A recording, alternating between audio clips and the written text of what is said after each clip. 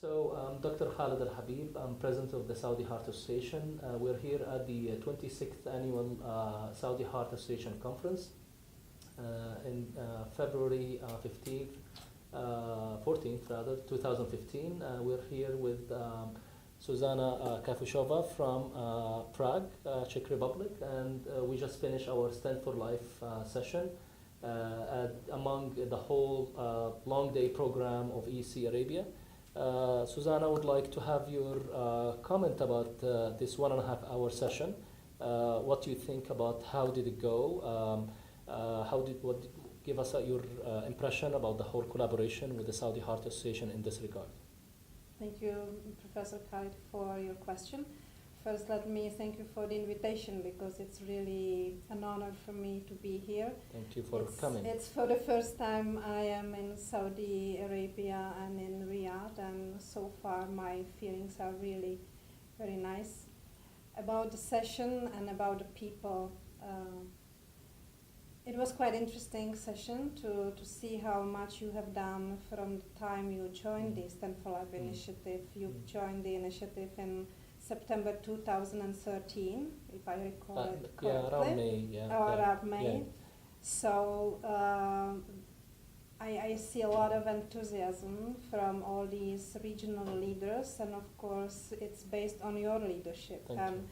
As we all agreed, it's on everything depends on people and their enthusiasm within the Stand for Life initiative, because it's about collaboration, about sharing the knowledge, sharing the data, being open, trying to be better, to do the better job.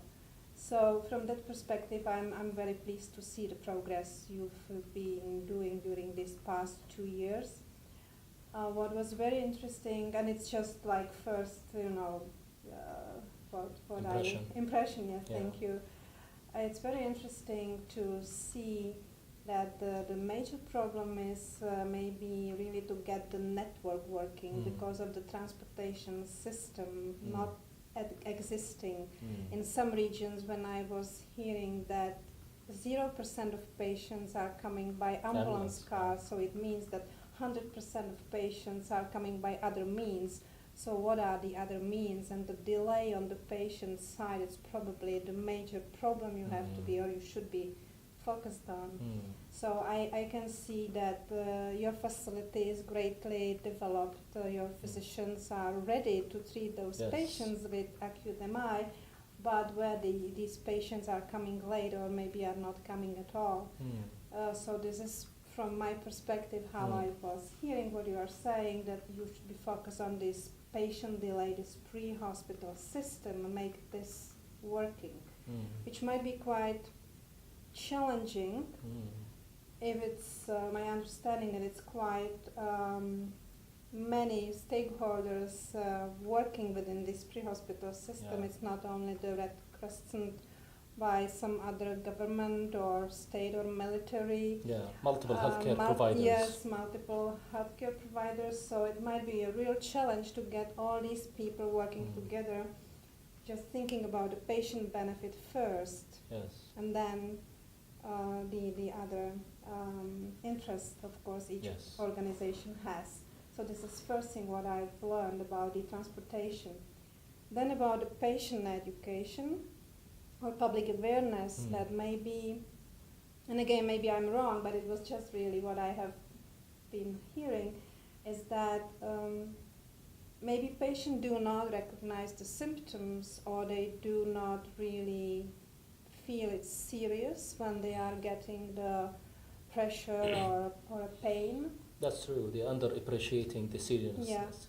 So that's something about the patient or public literacy about the disease, so really trying to explain that it's really serious and that every second counts. So maybe this was second learning, and the third, the huge underrepresentation of women. When I saw the data, you had like more than 70% of around men 90%, or maybe treated, and just really 10% of women. So again, women maybe are even, and it's not news around the world that women are underrepresented, but here it's even more. Yeah. So a question about how to talk to the families and to men and women to make them aware about the disease and about themselves, that they should take care about themselves as well. So these was like these three major learnings. Yes, you summarized it very well. One of the issues is obviously to carry on with this, all these challenges, particularly when you have an underdeveloped ambulance system. You don't know, sometimes you think, well, should I really go ahead and do an ambulance, a kind of a public awareness campaign to come to the hospital early, but you don't have a good ambulance system to start to transport them. What's your reflection on that? Yeah, it's a big danger if you educate patients that they should call the number. I have just learned you have this 999 number, and if you call 991, and if you call and the ambulance is not coming or you wait for hours, it's of course not good. So first, we always advise to countries you should build the system to work first and then to talk to patient. But maybe I can share with you one example from one country where there was a problem with similar problem with the emergency medical system, not working, ambulance cars arriving late. So what the country did, they educate the public on where the primary PCI hospital is. And what they did, they took a yellow book, with all these phone numbers. And they put a map of the country in, and they put like a signs where the primary PCI center is, and they were just educating the public that if the heart attack is coming, if you have a pain, you have to go, because you cannot go by the emergency medical system, but someone driving you to the nearest primary PCI center. And it was quite well received, and it in the meantime, before you really build the network working, you can find these alternative ways. That's interesting. Yeah, it was quite interesting. Yes, yeah. That's great. So it's a great pleasure and honor to have you. We're looking forward for the next Stand for Life Forum that will be in Prague at the end of February. So where we meet different leaders from in this great initiative from different parts of the world. Where you actually learn from other challenges and successes, where we share our experiences. I've been always impressed by how the European Society of Cardiology is very accommodating and reaching out to other countries outside Europe, and being part of the Stand for Life publications and initiatives.